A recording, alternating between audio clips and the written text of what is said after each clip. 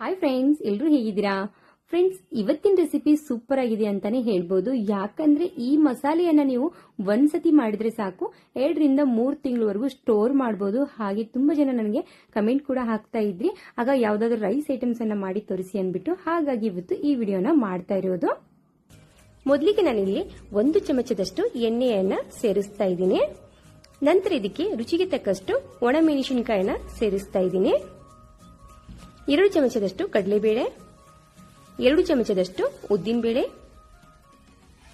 2 ಚಮಚದಷ್ಟು ತೊಗರಿಬೇಳೆಯನ್ನ ಸೇರಿಸ್ತಾ ಇದ್ದೀನಿ.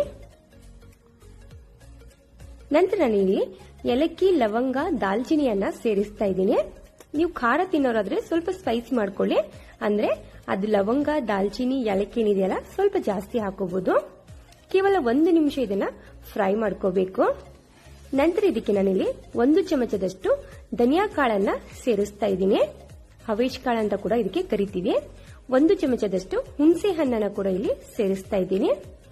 2 ಮುಷ್ಟಿ ಆಗುವಷ್ಟು ಕರಿಬೇವಿನ ಸೊಪ್ಪನ್ನ ಕೂಡ ಇಲ್ಲಿ ಸೇರಿಸಿ ಚೆನ್ನಾಗಿ ನಾವು ಇದನ್ನ 2 ರಿಂದ 3 ನಿಮಿಷದವರೆಗೂ ಫ್ರೈ ಮಾಡ್ಕೋಬೇಕು. ಈ ರೀತಿ ಫ್ರೈ ಮಾಡಿಕೊಂಡು ನಂತರ ಇದನ್ನ ಸ್ವಲ್ಪ ಹೊತ್ತು ತಣ್ಣಗಾಗೋಕೆ ಬಿಡಬೇಕು ಫ್ರೆಂಡ್ಸ್. ಇಲ್ಲಿ ಪ್ರತಿಯೊಂದು ಮಸಾಲೆ ಕೂಡ ಚೆನ್ನಾಗಿ ಕ್ರಿಸ್ಪಿ ಆಗಿದೆ.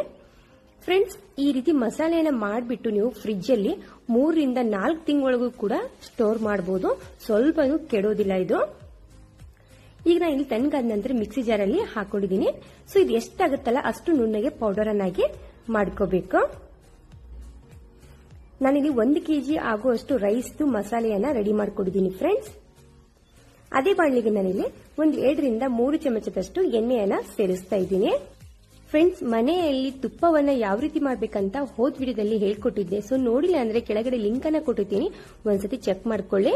ಈ ತುಪ್ಪವನ್ನ ನಾನು ಮನೆಯಲ್ಲೇ ರೆಡಿ ಮಾಡಿದ್ದು. ಸೊ ನಾನಿಲ್ಲಿ 8 ದಿನ ಆಯ್ತು ತುಪ್ಪ ಮಾಡಿ, ಸ್ವಲ್ಪನೂ ಗಟ್ಟಿ ಆಗಿಲ್ಲ. ನೀವು ನೋಡ್ತಾ ಇರ್ಬೋದು ಎಷ್ಟು ಚೆನ್ನಾಗಿ ರವೆ ರವೆ ಆಗಿದೆ ಅಂದ್ಬಿಟ್ಟು. ನಾನಿಲ್ಲಿ 2 ಚಮಚದಷ್ಟು ತುಪ್ಪವನ್ನ ಕೂಡ ಸೇರಿಸಿದ್ದೀನಿ. ನಂತರ ಸಾಸಿವೆ ಮತ್ತು ಜೀರಿಗೆಯನ್ನು ಸೇರಿಸಿ ಇದಕ್ಕೆ 1 ಮುಷ್ಟಿ ಆಗುವಷ್ಟು ಕಡಲೆ ಬೀಜವನ್ನ ಕೂಡ ಸೇರಿಸ್ತಾ ಇದ್ದೀನಿ. ನಂತರ ಇಲ್ಲಿ 1 ಗಡ್ಡೆ ಆಗುವಷ್ಟು ಬೆಳ್ಳುಳ್ಳಿಯನ್ನ ಸೇರಿಸಿದ್ದೀನಿ. ನೀವು ಬೆಳ್ಳುಳ್ಳಿ ತಿನ್ನಲ್ಲ ಅಂದ್ರೆ ಬೆಳ್ಳುಳ್ಳಿಯನ್ನ ನೀವು ಸ್ಕಿಪ್ ಮಾಡ್ಕೋಬಹುದು. ಹಾಕ್ಲಿಲ್ಲ ಅಂದ್ರೂ ಕೂಡ ತುಂಬಾನೇ ಚೆನ್ನಾಗಾಗತ್ತೆ. ಮಳೆಗಾಲದಲ್ಲಿ ಹಾಗೆ ಚಳಿಗಾಲದಲ್ಲಿ ಬೆಳ್ಳುಳ್ಳಿಯನ್ನ ಮಿಸ್ ಮಾಡದೇನೆ ಹಾಕಿ, ಆದ್ರೆ ಬೇಸಿಗೆಯಲ್ಲಿ ಬೆಳ್ಳುಳ್ಳಿಯನ್ನ ಸ್ಕಿಪ್ ಮಾಡಬಹುದು. ಫ್ರೆಂಡ್ಸ್, ರುಬ್ಬಿಟ್ಟಿರುವಂತ ಮಸಾಲೆಯನ್ನ ನಾನು 3 ಚಮಚದಷ್ಟು ಸೇರಿಸ್ತಾ ಇದ್ದೀನಿ. ಉಳಿದಿರುವಂತ ಮಸಾಲೆಯನ್ನ ನಾನು ಒಂದು ಬಾಕ್ಸ್ ಅಲ್ಲಿ ಸೈಡ್ ಇಡ್ತಾ ಇದ್ದೀನಿ.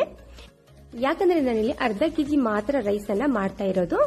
ಇನ್ನು ಉಳಿದಿರುವಂತ ಮಸಾಲೆಯನ್ನ ನನಗೆ ಯಾವಾಗ ಬೇಕಲ್ಲ ಅವಾಗೆ ನನ್ನ ಮಗನ್ಗೆ 1 ಸ್ಪೂನ್ ಆಗೋಷ್ಟು ಎಣ್ಣೆಯಲ್ಲಿ ಆ ಮಸಾಲೆಯನ್ನ ಹಾಕಿ ಟಿಫಿನ್ ಬಾಕ್ಸ್ ಮಾಡೋಕೆ ಬರುತ್ತೆ ಅನ್ನೋ ಕಾರಣಕ್ಕೆ ಇಲ್ಲಿ ಸೈಡ್ ಇಡ್ತಾ ಇದ್ದೀನಿ ಫ್ರೆಂಡ್ಸ್. ನಂತರ ನಾವು ಮೊದಲೇ ಕುಕ್ ಮಾಡಿಟ್ಟಿರುವಂತ ರೈಸ್ ಅನ್ನ ಇದಕ್ಕೆ ಅರ್ಧ ಕೆಜಿ ಆಗುವಷ್ಟು ಸೇರಿಸ್ತಾ ಇದ್ದೀನಿ. ಫ್ರೆಂಡ್ಸ್, ಈಗ ನಾನು ಇದನ್ನ ಸ್ವಲ್ಪ ಚೆನ್ನಾಗಿ ಮಿಕ್ಸ್ ಮಾಡ್ಕೋತಾ ಇದ್ದೀನಿ.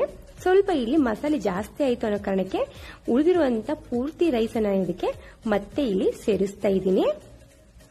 ಟೋಟಲ್ ಆಗಿ ನಾನು ಇಲ್ಲಿ 1 ಕೆಜಿ ಆಗುವಷ್ಟು ಮಸಾಲೆಯನ್ನ ಮಾಡಿ ತೋರಿಸಿದ್ದೀನಿ. ಸೊ ನೀವು ಖಾರ ತಿನ್ನೋದಾದ್ರೆ ಖಾರದ ಕ್ವಾಂಟಿಟಿಯನ್ನು ಜಾಸ್ತಿ ಮಾಡ್ಕೊಳ್ಳಿ. ಈಗ ರುಚಿಗೆ ತಕ್ಕಷ್ಟು ಉಪ್ಪನ್ನ ಹಾಕಿ ಚೆನ್ನಾಗಿ ನಾವು 2 ನಿಮಿಷ ಇದನ್ನ ಬಿಸಿ ಮಾಡ್ಕೊಂಡ್ರೆ ಸಾಕು ಫ್ರೆಂಡ್ಸ್. ತುಂಬಾನೇ ರುಚಿಕರವಾಗಿರುವಂತ ಒಂದು ಹೊಸ ರೀತಿಯ ಚಿತ್ರಣ ಇಲ್ಲಿ ರೆಡಿ ಆಯ್ತು. ಈ ವಿಡಿಯೋ ನೋಡೋದಕ್ಕೆ thank you so much friends.